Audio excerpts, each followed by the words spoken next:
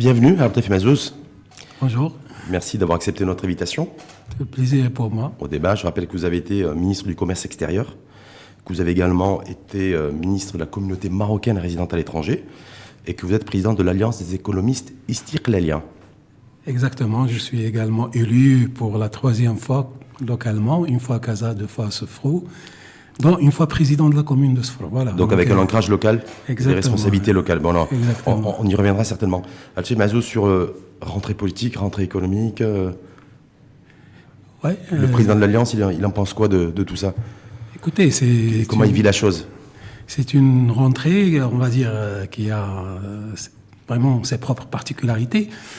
D'abord, elle est cadrée par des orientations données par Sa Majesté à travers ces 2 derniers discours qui tracent une feuille de route stratégique donc pour le pays et pour le gouvernement, mais également donc une rentrée caractérisée par une note de cadrage envoyée par le chef du gouvernement à son gouvernement. Ça, donc, au mois d'août dernier. Au mois d'août dernier, concernant la loi de finances 2010. Ouais. Et une rentrée caractérisée, qu'on le veuille ou pas, au niveau international, par pas mal de perturbations dans l'environnement international. Et qui, de toute façon, nous impacteront directement ou indirectement, que ce soit le baril de Brent. Environnement et on va y très proche ou dans l'environnement un peu lointain, mais ça nous concerne. Complètement. Et ça, des fois, effectivement, l'occulte dans l'analyse, mais c'est effectivement, même le Brexit, c'est important aussi de le prendre en considération. Mais se dire, Abdel Mazouz, sur remaniement ministériel, est-ce que lorsqu'on est président de l'Alliance des économistes istiqlaliens, c'est-à-dire qu'on est le bras armé économique d'une formation comme l'Istiqlal, est-ce qu'on se dit, on reste à l'affût, on se dit, on ne sait jamais, ça pourrait nous intéresser, c'est-à-dire revenir aux affaires? Est-ce que le parti a été sollicité?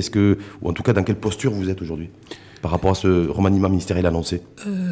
D'abord, je rappelle que le parti a quitté le gouvernement pour des raisons bien particulières. Ces raisons, c'est d'abord les conditions en termes de mise en œuvre de réformes, d'amélioration de la situation des citoyens, de donner plus de confiance aux entreprises et d'accélérer la croissance. C'est-à-dire que lorsque vous avez quitté le gouvernement Benkiran... Non, je me suis trompé. On a pris une posture d'opposition. On était, rappelez-vous, Ça, c'était en 2013. Non, je parle de 2016. Oui. 2016, avec l'équipe qui dirigeait le parti auparavant, oui. Il y avait un appui au gouvernement, un appui critique. Oui. Et puis, tenu du premier conseil national avec la nouvelle direction du parti, il y a eu l'arrivée de Nizar Baraka comme secrétaire général. L'arrivée de Sénézar à la tête du parti. Donc, il y avait une décision du parti d'être dans l'opposition. D'être dans une posture d'opposition nationale constructive. Mais je vous dis aussi qu'en 2013, lorsque l'Istiqlal a quitté le gouvernement, c'était à l'époque, d'ailleurs, Nizar Baraka n'était pas secrétaire général de l'Istiqlal, il était ministre en charge de l'économie et des finances. Oui. Parce qu'on va parler éco aujourd'hui, c'est comme tous les jeudis avec vous en tant que président de l'Alliance. C'était pour des raisons d'orientation économique qui ne convenaient pas à la direction de l'Istiqlal. Voilà, donc c'est important aussi de revenir à cette date-là. Mais simplement de dire aujourd'hui, c'est quoi votre posture? En 2019, on est le 19 septembre. Voilà, le remaniement ministériel devait être annoncé incessamment sous peu. On parle de jours ou de semaines. Mais en tout cas, voilà. Est-ce que ça vous intéresse de revenir cette fois-ci? Si vous êtes sollicité, parce que je crois savoir que vous ne l'avez pas été forcément. Pour lever toute ambiguïté et pour que tout ce qui se dit reste quand même que des suppositions, pour ne pas dire autre chose. L'Istiqlal n'a pas été sollicité donc, pour participer au gouvernement. Et l'Istiqlal considère que dans ce qui est présenté aujourd'hui, dans ce qui est dans la façon de faire, dans un peu, on va dire, les guéguerres intra-gouvernementales, l'absence de vision par rapport à ce qui va être fait pour relancer l'économie, l'absence d'esprit de cohérence en termes de politique économique et politique sociale pour ça le vous pays, convient pas? Qui sont aujourd'hui présentés, Ça ne convient pas au parti de l'Istiqlal. C'est-à-dire que concrètement, Abdel Mazouz, c'est que vous allez regarder ce nouveau gouvernement qui va être nommé en considérant que de toute façon, il va se casser la figure. Ou alors vous allez compter les points, je veux dire. Ou attendre qu'il trébuche, en tout cas. N'oublions pas que, je reviens, le parti d'Istiqlal est un parti nationaliste et tout ce que nous avons fait jusqu'à présent, donc rappelez-vous, qu'en étant à l'opposition, on n'a jamais croisé les bras. On a tout fait pour que nous soyons une force de proposition, que le gouvernement réussisse, parce que la réussite du gouvernement est la réussite du pays. On n'a pas intérêt à ce que le gouvernement chavire. Donc vous allez encourager ce nouveau gouvernement. Donc nous... Et vous souhaitez plein succès à ce nouveau gouvernement. Nous souhaitons plein succès sans vous. Exactement. Qu'il soit avec nous ou sans nous. En tout cas, pour l'instant, il est sans nous et avec nous n'est pas dans c'est pas prévu. Voilà, n'est pas dans le radar. Donc, rappelez-vous que nous avons fait une proposition d'amendement de la loi de finances en 2018. Oui, la loi rectificative en mai 2018. Exactement. On a fait des propositions pour la loi de finances 2019. On a fait des propositions pour les délais de paiement. On a fait des propositions également dans le cadre des assises fiscales. On a donné notre position et des mesures concrètes. D'ailleurs, on va revenir là-dessus. Mais vous, aujourd'hui... Qu'est-ce qui pour vous est important dans la nouvelle architecture politique d'un point de vue économique? C'est de changer d'orientation économique, c'est de changer le personnel politique qui est aux responsabilités et aux commandes économiques. C'est quoi? C'est changer d'approche. C'est-à-dire, l'idée, c'est qu'il y a un ensemble de chantiers qui sont presque en suspens, qu'il faut mettre en œuvre et accélérer. Et il y a des choses à démarrer. Et donc, est-ce que tout ça peut se faire avec les mêmes, ou vous considérez qu'il faut vraiment changer de personnel politique, changer de ministre et de... Honnêtement, je ne suis pas là pour porter des jugements. Non, mais au niveau économique, c'est-à-dire par rapport à l'économie, pour la relancer. Personnes. Ouais. Simplement sur les profils. Voilà. Donc, vous dites qu'il faut changer l'approche. C'est ce que vous avez dit. Et il faut des personnes pour porter cette approche. Voilà. Est-ce que les personnes qui sont aujourd'hui aux responsabilités économiques, ministère de l'économie et des finances, ministère du commerce et de l'industrie, l'équipement, bref, tous ces portefeuilles où il y a un impact économique, est-ce qu'il faut garder les mêmes pour vous, ou est-ce qu'il faut changer? Je pense qu'il y a à changer et il y a à garder. Donc, il ne m'appartient pas à moi de le dire. Rappelez-vous, en juin 2018, lorsqu'on s'est vu, je vous ai dit que ce gouvernement avait un problème de casting. Je vous l'avais dit il y a exactement 14 mois, ou 15 mois maintenant. Le problème du casting est posé aujourd'hui. Donc, vous considérez qu'effectivement, indirectement, ce que vous êtes en train de me dire, c'est que ça serait bien de voir de nouvelles têtes, de nouvelles personnes qui ont une autre méthode et qui vont agir. Donc, il ne faut surtout pas garder les mêmes. Au niveau économique, en tout cas. Voilà, pas nécessairement les mêmes. Pas nécessairement les mêmes. Est-ce qu'il faut par contre garder ou changer l'orientation et la direction économique? La direction et l'approche. Parce que si on passe un petit peu à ce qui a été présenté dans le cadre de la loi de la note de cadrage de la finance. Oui, au mois d'août dernier. Ça manque d'ambition. Ça manque d'ambition, encore une fois. Le chef de gouvernement, il est là. Vous savez, vous avez été au gouvernement, vous avez été aux responsabilités. Le chef de gouvernement lui présente le budget, les rentrées possibles, les sorties structurelles, c'est-à-dire la dépense publique, le budget qui n'est pas extensible, c'est 320 milliards de dirhams. Il se dit, voilà, je suis obligé, ou je considère être dans l'obligation de faire de la rigueur budgétaire. Parce que c'est ça, en fait, ça va être un budget pas d'austérité, a priori, mais de la rigueur budgétaire. Mais ça, on ne peut pas s'en tenir à ça. C'est une solution de facilité. Donc, de dire, je suis sous une espèce d'épée de Damoclès qui s'appelle la rigueur budgétaire, et donc, je limite mes ambitions.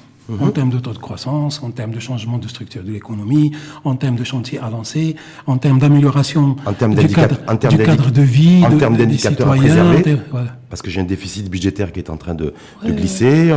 On est là à 36, on est quasiment à 40 milliards, on va finir l'année à 60. Voilà, et donc pour contenir le déficit budgétaire, je dois aussi avoir des rentrées de devises pour pouvoir financer mes importations. Après, toutes ces choses-là, le panier de devises. Donc c'est lui, je pense, qui fait un focus sur le cadre macro. Moi, honnêtement, il y a deux approches. Je considère ça, c'est une donnée, et donc je m'ajuste en conséquence, ou je dis, je me fixe un objectif, qu'est-ce qu'il faut que je change pour atteindre cet objectif?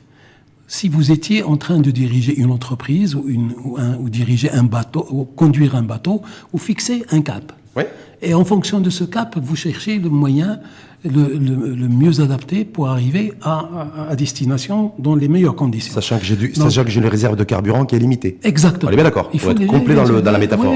Oui, c'est ça l'effort à fournir. Lorsqu'on dit une approche, changer d'approche, c'est justement tenir compte de ces éléments-là, changer le type d'investissement, focuser, parce qu'il y a un problème aussi de saupoudrage en matière de budgétaire. Donc, on ne peut pas, comme ça, donner à droite à gauche des petites choses, etc., et avoir de l'impact. On fait du social, on continue à subventionner la caisse de subvention, la caisse de compensation, c'est 18 milliards de dirhams.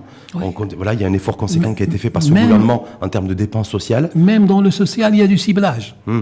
Le social, mais la lettre de cadrage, le Saladin Othmani parle aussi de mettre en place des indicateurs, des critères aussi, pour mesurer l'impact de l'investissement public. Tout à fait. Voilà, et sa rentabilité et son impact social. Donc, c'est ce qui a été annoncé aussi au niveau de l'aide de cadrage. Et il faut l'avoir maintenant.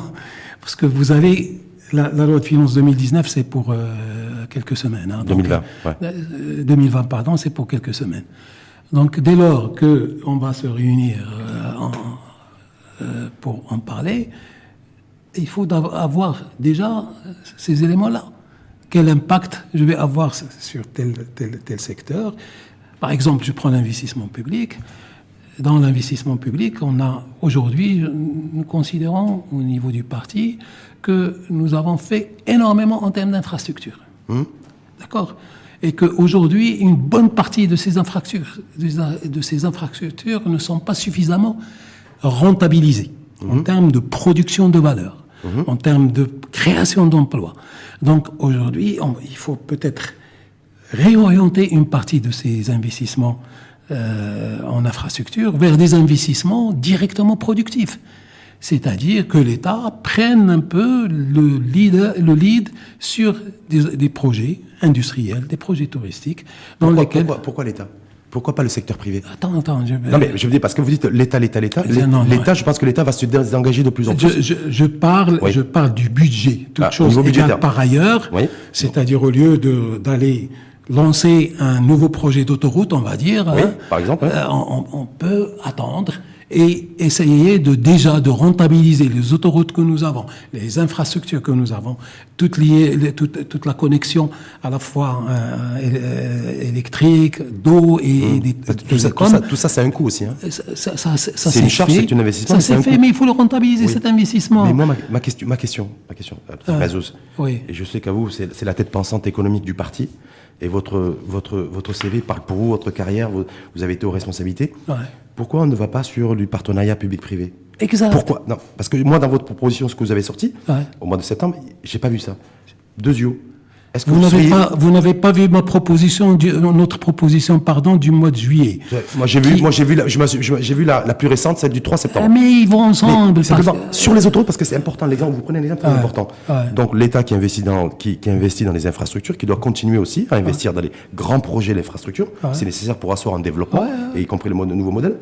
Pourquoi on ne partirait pas sur... Est-ce que vous seriez pour ou contre, au niveau de l'Alliance, des économistes cyclaniens, sur une forme de privatisation aussi des autoroutes en termes de gestion, ce qui se fait partout dans le monde? Ou est-ce que c'est un gros mot? Non, ou est-ce que c'est sensible? Je ne sais pas, parce que bien au contraire. Vous n'avez pas de rentabilité. Il y aura peut-être aussi des routes et des investissements en infrastructure qui ne seront jamais rentables. Non, et certains n'ont pas vocation à l'être. La rentabilité...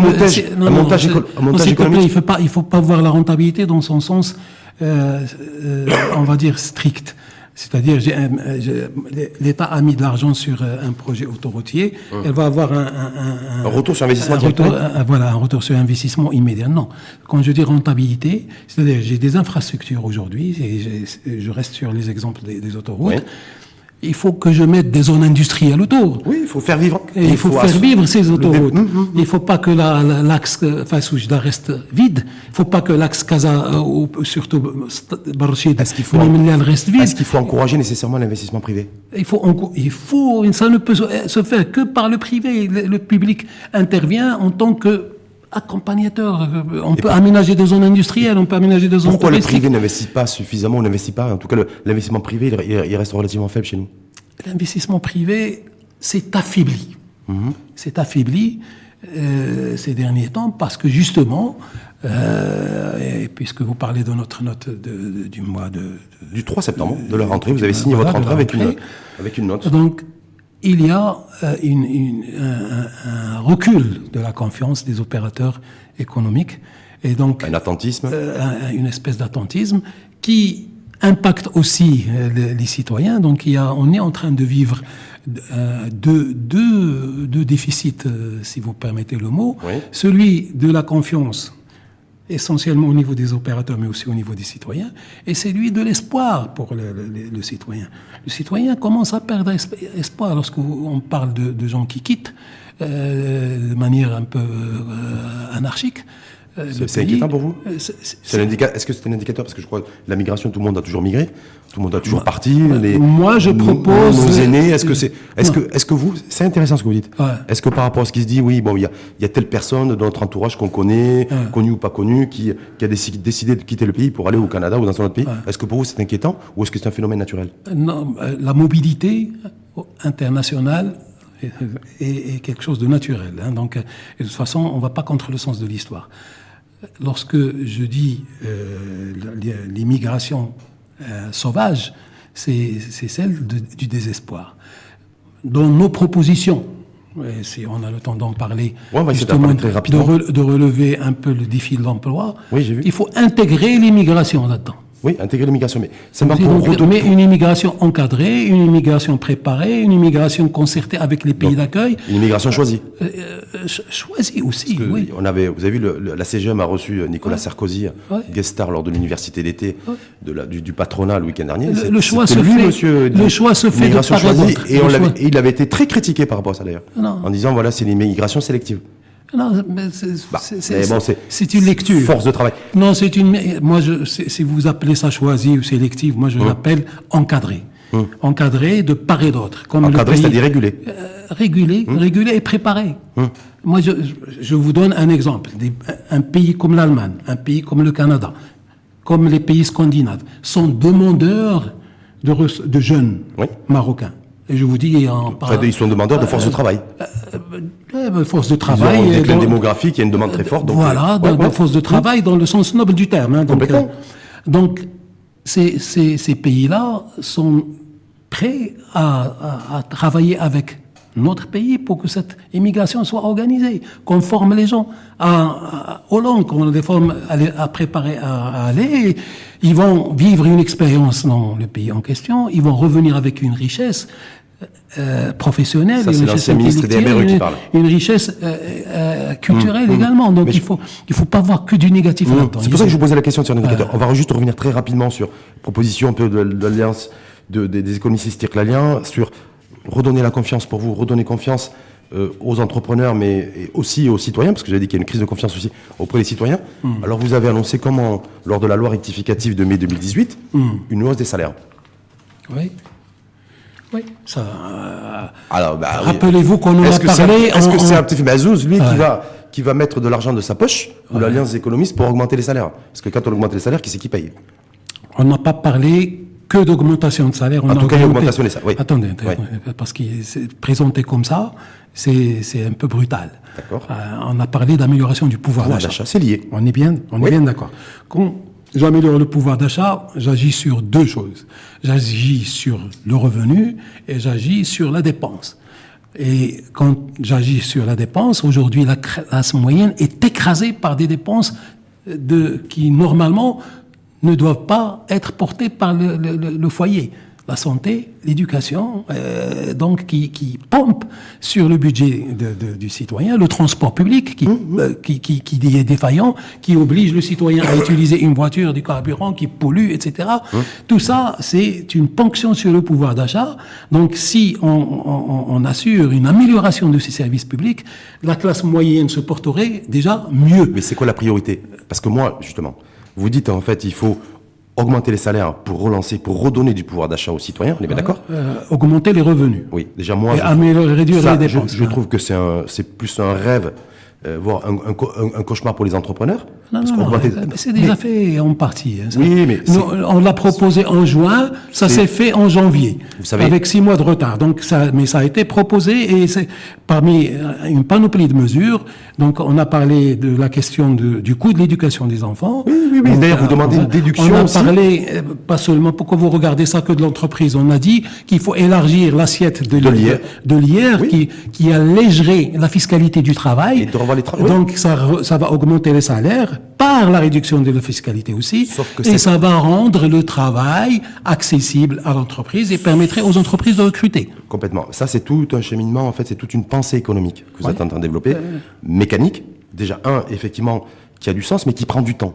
Non, c'est des choses qui simplement là, se dans le faire cadre du rapidement. projet de loi de finances 2020, parce que là c'est imminent, ça doit être déposé le 20 octobre, donc on est en moins de 3 semaines. Vous dites, il faut augmenter les salaires, redonner du pouvoir d'achat et quelque part subventionner, en tout cas une déduction fiscale pour les ménages et les familles qui financent la scolarité de leurs enfants et leurs frais les médicaments, leurs frais médicaux. Voilà. Donc ça veut dire que quelque part, vous n'êtes pas comme priorité dans la réhabilitation d'une école publique de qualité et d'un hôpital de qualité, qui, moi, me semble-t-il, doit être prioritaire. Plutôt que de dire, on va augmenter les salaires et on va redonner du pouvoir d'achat. Si vous lisez juste un paragraphe et vous terminez vous l'avez mis à la fin. On a dit un budget qui priorise les réformes nécessaires de l'éducation et de la santé. Je l'ai vu. Et on a donné des mesures. Je l'ai vu. Sauf que la première mesure, c'est plutôt la hausse des salaires. Et la relance du pouvoir d'achat. Non. Et la réforme vient après. Alors, lorsqu'on dit doter les départements concernés des ressources humaines nécessaires, formés, rémunérés, motivés pour faire. Donc, on n'est pas en contradiction. Hein, donc, non, c'est juste l'ordre des priorités, moi. C'est ça qui m'a interpellé. J'aurais préféré que réforme de l'éducation, d'avoir une école publique de qualité et un hôpital de qualité, doit être prioritaire pour moi, plutôt que de dire on va augmenter les salaires. La chronologie qui est là n'est pas une chronologie prioritaire. C'est une chronologie de logique économique de présentation d'un document qui est écrit. Mais avec une méthodologie. Avec une méthodologie, mais pour nous, il y a pas, le 4e point n'est pas le dernier, et le premier point n'est pas le plus prioritaire. Les 4 axes doivent être pris en considération dans le cadre de sur la déduction. Et on a été, moi, j'aimerais bien que vous notiez que on a été, on va dire, avant-gardiste. Et d'habitude, on réagit sur la loi de finances. Aujourd'hui, on a proposer des mesures à prendre en considération dans la loi de finances et nous espérons qu'elles seront prises seulement en considération. Quand vous dites la déduction, parce que là ça figure bien dans votre parce que votre communication le 3 septembre dernier, vous dites il est nécessaire de pouvoir faire en sorte de relancer le pouvoir d'achat. C'est bien ça. Et dans le relancer le pouvoir d'achat, il n'y a pas que l'augmentation des salaires, c'est de pouvoir déduire aussi et que les ménages puissent déduire les frais engagés et les dépenses en matière d'éducation et de santé. Oui. Ça, c'est quoi? Ça ne sera pas pris en compte? Pourquoi ça ne sera pas pris en compte? Parce que moi, je vais vous dire pourquoi. Parce non, écoutez, à mon avis, on l'a fait pour les intérêts sur les crédits au logement. C'est une déduction qui se fait, et donc, à un moment, ça a donné quand même un levier. Mais là, vous le dites au développement du logement. Pour les frais scolaires et pour l'éducation. Bah oui. Donc ça veut dire que quelque part, vous allez inciter et mettre des mesures incitatives pour que les familles et les ménages marocains inscrivent leurs gamins et leurs enfants à l'école privée. Entre autres. Donc ça veut dire que vous allez tuer et achever l'école publique. Non, je suis désolé. Ah, ça veut pas dire ça? Non. N'oubliez pas qu'on est dans une espèce de loi de 2080. Oui. Et qui a été décidée il y a très longtemps. Que l'enseignement privé prenne en charge au moins 20% des effectifs. C'est un engagement qui était pris au niveau des organisations internationales. Oui. Aujourd'hui, on n'est même pas à 12%. Donc, il faut aller plus loin. Qu'on le veuille ou pas, l'enseignement privé est une des alternatives. Ça n'est pas la panacée. Maintenant, vous avez parlé de partenariat public-privé pour un ensemble de choses. Nous considérons que l'enseignement privé peut être une espèce de voie pour porter l'enseignement dans sa globalité, mais dans le respect des cahiers de charges qui sont prévus aussi bien pour le public que pour le privé. C'est-à-dire que l'État fixe les frais de scolarité. On n'est pas pour deux types d'enseignement, un pour les riches, un autre pour les pauvres. C'est pour ça qu'il ne faut pas que l'argent, le prix, soit la raison d'aller choisir un système ou un autre. C'est pour ça qu'on propose que cette dépense soit déduite des impôts sur le revenu pour justement qu'elle ne pèse pas sur le budget et que j'ai à choisir entre le public et le privé parce que ça va presque me coûter la même chose. C'est ça un peu. Sauf que c'est quelque part indirectement inciter aussi et encourager l'inscription à l'école privée, donc encourager l'école privée et non pas l'école publique. C'est tout ce que je veux dire. Non, j'encourage les deux. Si je déduis, si j'ai une incitation fiscale, une mesure fiscale qui peut être onéreuse pour moi. Il y a des gens qui choisissent l'école publique parce que sa qualité d'enseignement est très bonne, parce qu'elle est située à côté de chez eux, parce que les enseignants sont bons, et donc c'est même pas question de coût. Donc, et lorsque je suis dans une situation où j'arrive pas à avoir cette école publique dans ces conditions-là, en attendant qu'elle s'améliore, parce qu'il y a une réforme qui se met en place, et je lui souhaite plein succès, et j'espère qu'elle va réussir très rapidement. Donc, en attendant que tout ça se mette en place, il faut aider les foyers qui n'en ont pas les moyens et qui peuvent aller... donc en fait, c'est donner des bourses en fait aux familles démunies qui inscrivent leurs enfants dans le privé ou qui voudraient inciter leur... Parce qu'en fait, votre document, il n'est pas très clair là-dessus. Est-ce que c'est toutes les familles et tous les ménages, tous les foyers qui inscrivent leurs enfants et qui financent la scolarité de leurs enfants dans le privé, ou c'est les familles à revenus extrêmement modestes qui payent la scolarité de leurs enfants dans le privé et eux qu'il faudrait aider sous forme de bourse, ce que font déjà certaines écoles. On a d'abord plafonné. Dans la proposition, on a dit qu'il faut que ça soit plafonné à un certain niveau. Il ne faut pas non plus tomber dans la démesure. Ensuite, on a accompagné ça par une mesure que l'État doit à la fois contrôler les programmes pour que ça soit des programmes qui répondent aux choix en matière d'éducation du pays et contrôler les prix. Il ne faut pas que ça devienne une marge supplémentaire pour l'école. Donc, est-ce que c'est le cas aujourd'hui ? Aujourd'hui, non, c'est pas. Est-ce qu'on est dans un marché ultra libéral ? On est dans un marché ultra libéral. En matière d'éducation privée, on est dans un marché ultra libéral. Vous avez l'école à 400 dirhams le mois et vous avez l'école à 5000 dirhams le mois. Donc c'est un schéma auquel le citoyen est pris en otage en tout cas. Il n'a pas le choix. Toujours est-il, c'est une mesure à considérer. On ne peut pas rentrer dans le détail de la réalisation dans ce papier. En tout cas, juste parce qu'on va aller très rapidement, il nous reste juste quelques minutes sur le fait que deux petites infos, deux petites actus, deux petites informations importantes économiques sur le fait que dans la situation dans laquelle nous sommes aujourd'hui, le gouvernement actuel, sortant, en tout cas il n'est pas encore sorti, a décidé de contracter, ou aurait décidé de contracter, de revenir sur les marchés internationaux pour lever de la dette. L'Alliance des économistes istiqlaliens, ils en pensent quoi ? Écoutez, on est un taux d'endettement qui s'est aggravé, c'est sûr. Maintenant, lorsque le gouvernement décide de lever de la dette, ça dépend qu'est-ce qu'on en fait. Moi, je fais confiance aux gestionnaires des fonds. On a des spécialistes très, très, très futés, on va dire très bien formés. Dans les partis politiques ou à la DEPP ? Non, je parle dans la gestion, au niveau du ministère des Finances. Oui, donc à la DEPP. Voilà. Pas dans les partis politiques. Voilà, on en a aussi dans les partis politiques. Non, mais je vous demandais, on en a aussi. Est-ce que c'est dans la haute administration ? Je parle de ceux qui gèrent. Je parle de ceux qui gèrent aujourd'hui, qui sont dans l'opérationnel. Donc, si aujourd'hui il y a une opportunité déjà qui est très intéressante, c'est que le coût de l'argent est très bas, pour ne pas dire des fois négatif. Oui. Si on peut être actif, pas pour tout le monde, pas pour tout le monde, mais tout est relatif. Si on peut être actif sur le marché des capitaux, lever de l'argent à bas coût et nous débarrasser de la dette chère, c'est déjà de la grande intelligence financière. Mais également, on peut prendre de l'argent pour investir dans les domaines qui nous permettent de créer de la richesse. Nous sommes... Et pour vous, selon vous, on va emprunter pourquoi ? Pourquoi il y a cette annonce de 1 milliard de... D'ailleurs, c'est pas un euro, ça va pas être libellé en euros, cet emprunt, il va être libellé en dollars. Pourquoi, selon vous ?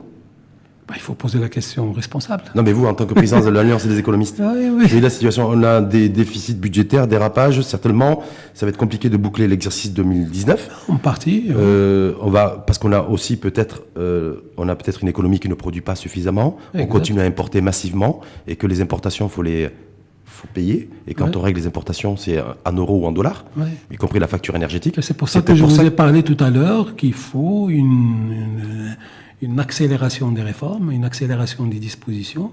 Rappelez-vous, en 2009-2010, lorsque on traversait la crise des subprimes, on avait une task force qui s'appelait Comité de veille stratégique, qui se réunissait, dans laquelle il y avait le gouvernement, le patronat, les banques, les syndicats. Je me souviens.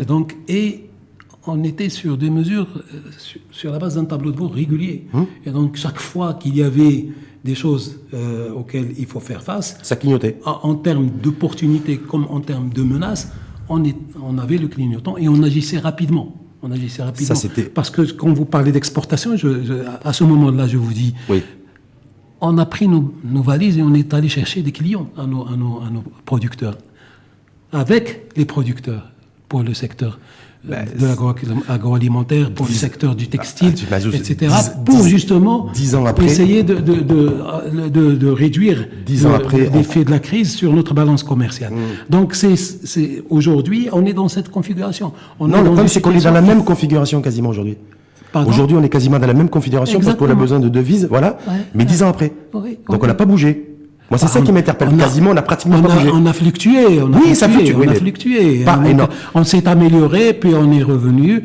Donc, aujourd'hui, si on est dans la même situation, il faut utiliser des méthodes, je ne vais pas dire les mêmes, mais des méthodes aussi percutantes et aussi réactiques pour relancer notre économie. Pour relancer l'économie. Productive. Voilà. Qui dégage la richesse. Exact. Proposition de valeur. Exactement. Voilà, c'est surtout ça. C'est pour ça que moi j'aurais voulu voir ça apparaître dans votre communiqué. Mais c'est écrit. Voilà, c'est écrit. C'est bien de le dire parce que j'ai voulu finir justement par la dette et par l'emprunt. En disant création d'emplois, on dit création d'emplois durables et créateurs de valeur. Donc on n'est pas pour créer de l'emploi comme ça. Abdel Mazouz, simplement juste une dernière petite question là-dessus. Selon vous, je sais que vous êtes pas devin, mais cet emprunt qui devrait être fait dans les prochains jours, on va le lever à quel taux d'intérêt? Est-ce qu'on va le lever à un taux d'intérêt qui sera plus bas possible? Oui, mais plus intéressant qu'en 2012. 2012, on l'avait levé à 4,35 sur 10 ans. Moi, je pense qu'on peut le lever moins cher. On va le lever à quoi? À 4? Même moins. 3,5? Je ne peux pas vous dire, mais je pense qu'aujourd'hui, les conditions du marché permettent de lever de l'argent autour de 2. Autour de 2. Mais nous, voilà, autour de. Bon, à mon avis, a priori, entre 3 et 3,5. Vous savez à combien l'Espagne lève aujourd'hui en termes de taux d'intérêt? À moins quelque chose. À moins 0,20. Et quand vous avez parlé de 2008-2009, lorsqu'il y a eu la crise financière qui a frappé le monde entier, toutes les économies, l'économie espagnole était par terre. Était par terre. À cette époque-là aussi, il y avait un chômeur sur 3 Européens qui était espagnol. On avait même des chômeurs espagnols qui travaillaient chez nous. Voilà. Et aujourd'hui, l'Espagne emprunte un taux négatif de moins 0,2. C'est une grande économie. Est-ce que c'est l'exemple à suivre? Est-ce que c'est inspirant? Est-ce qu'il faut tendre vers ce modèle-là aussi? J'espère bien. Oui. J'espère bien. C'est un bon benchmark donc, pour nous. Parce qu'en plus, ils sont pas très loin géographiquement. C'est juste quand on est à Tanger, c'est à 17 km. Oui, c'est l'Union européenne aussi, mais bon, on a la chance d'être presque dans l'Union européenne, il faut savoir saisir tout ça. Vous allez suivre, je suppose, de très très près l'élaboration et la présentation du projet de loi de finances 2020. C'est le 20 octobre, date limite, au Parlement. Et donc ensuite, il y aura des débats pour voir éventuellement s'il y a des marges de manœuvre aussi pour voir. Nous aurons à nouveau notre mot à dire. Nous, ce qu'on a proposé, c'est à titre, on va dire, préventif. Oui, mais contributif, citoyen. Comme on l'a toujours fait sur beaucoup de sujets. Et rappelez-vous que nous étions les premiers, ou l'un des premiers partis, à contribuer, à donner notre contribution concernant le modèle développement. Donc, d'ailleurs, vous demandez à ce que le nouveau gouvernement s'adosse aussi, et s'adosse en fait et prenne en compte, soit en ligne, en phase avec le nouveau modèle de développement. Il n'est pas encore établi, mais il y a des ruptures qu'il faut annoncer pour donner justement cette confiance et donner cet espoir que nous demandons de nos voeux. Il faut que la loi de finances porte des germes d'un nouveau modèle de développement. Dans ce qui a été annoncé, les germes n'existent pas. Donc on attendra de voir en tout cas le 20 octobre parce que d'ici là peut-être que les choses auront changé. J'espère bien. Et qu'on aura un nouveau personnel politique aux responsabilités économiques. J'espère bien. C'est votre souhait en tout cas aussi. Voilà. De revoir de nouveaux visages, de nouvelles méthodes. Surtout de nouvelles méthodes portées par des gens qui sont capables de les réaliser dans les meilleures conditions. En attendant, c'est wait and see. Merci en tout cas, Aptif Mazouz. Merci à vous. Merci à vous pour ce débat, comme tous les jeudis, ce débat économique. Donc c'est avec vous aujourd'hui, Aptif Mazouz. Donc je rappelle que vous avez été ministre du Commerce extérieur, ministre de la communauté marocaine résidente à l'étranger, président de l'Alliance des économistes istiqlaliens, et que vous avez occupé des fonctions d'élu local. Voilà. À Sfro, à Casablanca. Et à Casablanca. Donc voilà. Donc le terrain, la localité, l'action locale, le développement local, vous y avez été confronté. Exactement. Merci en tout cas à vous. Merci pour votre invitation. Belle journée et puis à très bientôt. Et bonne continuation en tout cas au niveau de votre think tank, l'Alliance des économistes istiqlaliens, parce qu'on a besoin aussi de production intellectuelle et de valeur aussi par rapport à tout ce qu'il peut y avoir en termes d'enjeux politico-économiques dans notre pays. Merci beaucoup. Merci à vous et belle journée.